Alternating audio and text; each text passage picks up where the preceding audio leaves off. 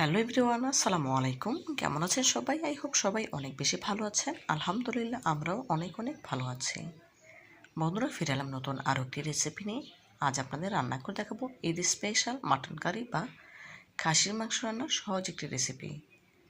এই রেসিপিটি রান্না করা একদম সহজ আর খেতে হয় দুর্দান্ত। তো কথা না বাড়িয়ে চলুন খাসি মাংস রান্নার মূল প্রস্তুত প্রণালীতে যাওয়া যাক। রান্নার জন্য এখানে 1 কেজি খাসি মাংস নিয়েছি। মাংসটা আমি আগে থেকে খুব ভালোভাবে ধুয়ে পরিষ্কার করে পানি ঝরিয়ে নিয়েছি। দেখেই বুঝতে পারছেন মাংসটা কিন্তু বড় পিস করেই কেটে নিয়েছি, তবে চাইলে আপনারা ছোট টুকরো করেও কেটে নিতে পারেন। এখন মাংসটাকে ম্যারিনেট করে নেব। প্রথমে দিয়ে দেবো 1 টেবিল চামচ আদা বাটা, দেব 1 টেবিল চামচ রসুন বাটা, 1 চা চামচ লাল মরিচের গুঁড়া, হাফ চা চামচ হলুদ গুঁড়া,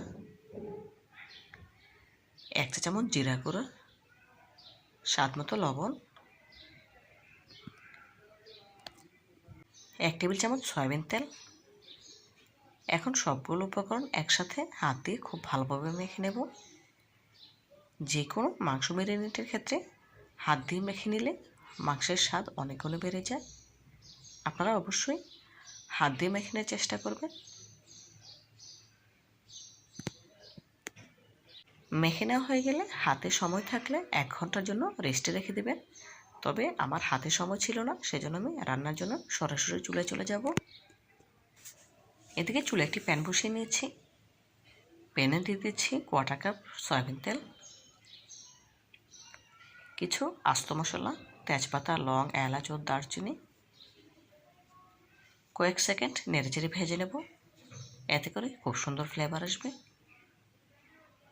কয়েক সেকেন্ড ভেজে নেওয়ার পর এখন এর সাথে অ্যাড করে দেব 1 কাপ পেঁয়াজ কুচি,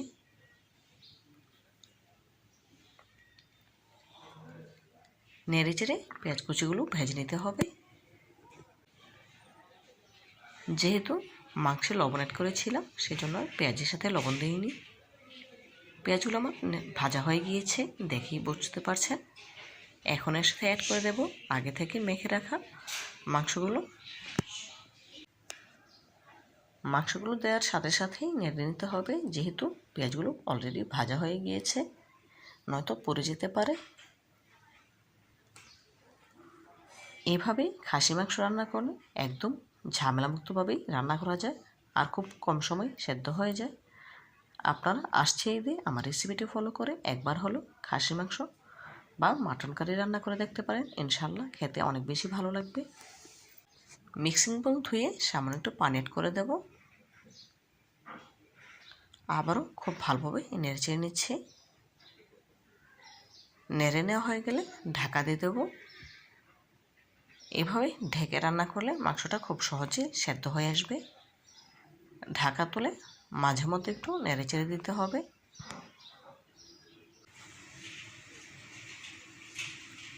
নেড়ে নেওয়া হয়ে গেলে আবারও ঢাকা দিয়ে জাল করে নেব। দেখুন ঢাকা দিয়ে জাল করে নিলাম। এই পর্যায়ে মাংসটা আমার পুরোপুরি কষিয়ে নেওয়া হয়ে গিয়েছে, দেখেই বুঝতে পারছেন মাংস থেকে তেলটা ছেড়ে দিয়েছে। এখন এর সাথে ঝোলের পানি অ্যাড করে নেব। পরিমাণ মতো ঝোলের পানি অ্যাড করে দিলাম। এখানে আমি নর্মাল পানি অ্যাড করেছি, তবে আপনারা চাইলে ফুটন্ত গরম পানি অ্যাড করতে পারেন, সেক্ষেত্রে মাংসটা আরও তাড়াতাড়ি সেদ্ধ হবে। নেড়ে চেড়ে নিয়েছি। এখন ঢাকা দিয়ে গ্যাসের ফ্লেম মিডিয়াম হিটে জাল করে নেব 30 মিনিট। দেখুন 30 মিনিট পর মাংসটা মোটামুটি সেদ্ধ হয়ে গিয়েছে, দেখে বুঝতে পারছেন। ঝোলটা কিন্তু অনেকটাই কমে এসেছে। একদম লো আঁচে জাল করে নিয়েছি আরও 10 মিনিট। এই 10 মিনিটে মাংসটা পুরোপুরি সেদ্ধ হয়ে গিয়েছে। এখন গ্যাসের ফ্লেম হাইতে রেখে 2 মিনিট জাল করে ঝোলটা পুরোপুরি শুকিয়ে নিয়েছি। রান্নাটা আমার কমপ্লিট হয়ে গিয়েছে। গ্যাসের ফ্লেম অফ করে দিয়েছি। আর অবশ্যই লবণটা চেক করে নিতে হবে। আমি চেক করেছি পারফেক্ট হয়েছে, সেজন্য আর দেওয়ার প্রয়োজন পড়েনি।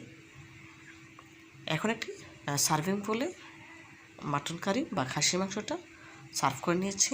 মাশাআল্লাহ, মাটন কারির ফাইনাল লুক দেখুন। দেখতে কতটা সুন্দর এবং লোভনীয় লাগছে। দেখতে যতটা সুন্দর হয়েছে খেতে ততটাই সুস্বাদু।